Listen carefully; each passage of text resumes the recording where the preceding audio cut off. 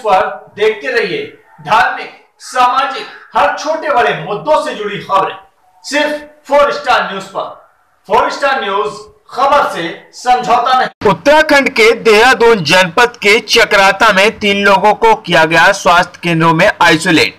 चक्राता क्षेत्र के अलग अलग गांवों में 3 लोग नई मुंबई महाराष्ट्र से चक्राता क्षेत्र पहुंचे थे। बताया जा रहा है कि 5 लोग एक साथ महाराष्ट्र से देहरादून पहुंचे, जिसमें से एक व्यक्ति देहरादून में रुका। एक व्यक्ति जिला उत्तरकाशी के भकोली गांव का रहने वाला बताया जा रहा है, जिसकी रिपोर्ट पॉजिटिव आई है। सुरक्षा की दृष्टि से देखते हुए चक्राता क्षेत्र के 3 व्यक्तियों को 2 चक्राता के में एक कालसी स्वास्थ्य केंद्र में आइसोलेट किया गया है। हालांकि अभी इनमें से किसी भी प्रकार के कोरोना लक्षण नहीं दिखाई दिए। उप जिलाधिकारी चक्राता अपूर्वा सिंह ने बताया कि क्षेत्र में भय बना हुआ है। प्रकरण को देखते हुए क्षेत्र में सुरक्षा की दृष्टि से पूर्ण इंतजाम किए गए हैं। इन लोगों को सैंपल लिए गए हैं जो लैब में जांच के लिए भेजे गए हैं। रिपोर्ट आने पर ही अगला कदम उठाया जाएगा। देवेंद्र सिंह राय, 4 स्टार न्यूज, देहरादून।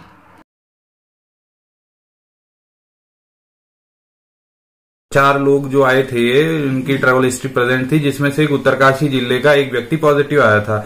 इसमें से 2 लोग हमारे इधर के हैं जौनसार बावर के, जिनमें से हमने दोनों लोगों को आइसोलेशन वार्ड चक्राता में अभी रखा हुआ है, जबकि इनमें कोई अभी ऐसे सिम्टम्स नहीं है और इनका सभी जो है अभी सामान्य स्थिति में है, कोई एक्टिव सिम्टम्स नहीं है। लेकिन हमारे 14 दिन के लिए हमने अपने ऑब्जर्वेशन में आइसोलेशन वार्ड CHC चक्राता में इनको अभी रखा हुआ है। अभी तक यहाँ से कोई कोरोना पॉजिटिव नहीं आया है केस।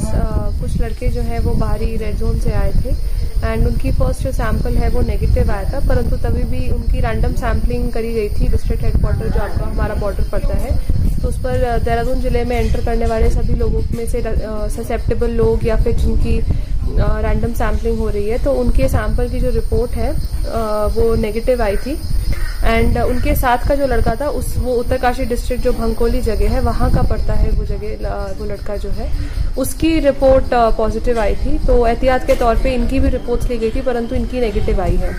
तभी भी इन लोगों को क्वारंटीन उसमें इंस्टीट्यूशनल क्वारंटीन तो किया ही गया था। 16 तारीख को ये लोग गांव पहुंच चुके थे, तो उसके बाद से लेके अब तक ये लोग इंस्टीट्यूशनल क्वारंटीन में थे। एंड आज सुबह इन लोगों को हमने आइसोलेशन में भी यहाँ पर CHC चक्राता में बुला लिया है।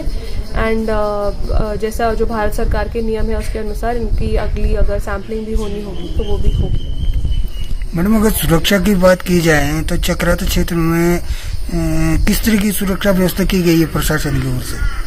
सबसे पहले तो ये डिस्ट्रिक्ट देहरादून के अंतर्गत पड़ता है, तो जैसे DM साहब ने पहले भी अवगत कराया है मीडिया के माध्यम से भी और लेटर्स में भी कि जितने भी हमारे जो चेक पॉइंट्स हैं, एंट्री पॉइंट्स हैं, तो वहां पर डिस्ट्रिक्ट देहरादून में एंटर करने वालों की रैंडम सैंपलिंग एंड अभी आदेश आने ही वाले हैं शायद कि सभी की जो बाहर से आने वाले लोग हैं उनकी प्रवासियों की सैंपलिंग होगी।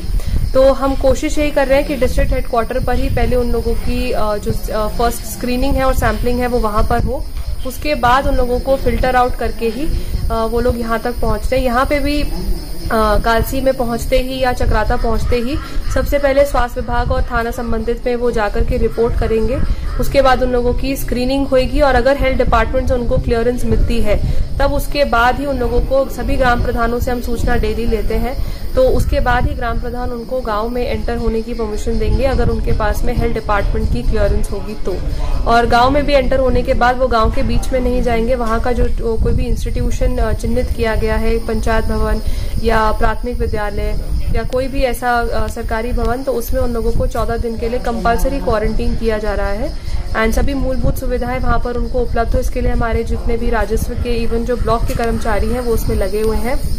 एंड इसके बाद भी हमने कोशिश कर रहे हैं कि अगर रिक्वायरमेंट पड़ गई तो हमने स्टैंड बाय के लिए जो हमारे हॉस्टल्स हैं पूरे चक्राता, कालसी और ट्यूनी में, उनको हमने आज सुबह चिन्हित कर लिया है एंड उनको भी हम अधिग्रहण करके उनको भी हम स्टैंड बाय में एज क्वारंटीन सेंटर्स हम लोग अपने पास में हैंडी अवेलेबल रखेंगे कि अगर हमारे पास संख्या ज्यादा बढ़ जाती है या कॉन्टैक्ट्स की ज्यादा बढ़ जाती है तो हम इनमें भी, जिससे कि लोगों को आम पब्लिक से दूर इन लोगों को रोक सकें।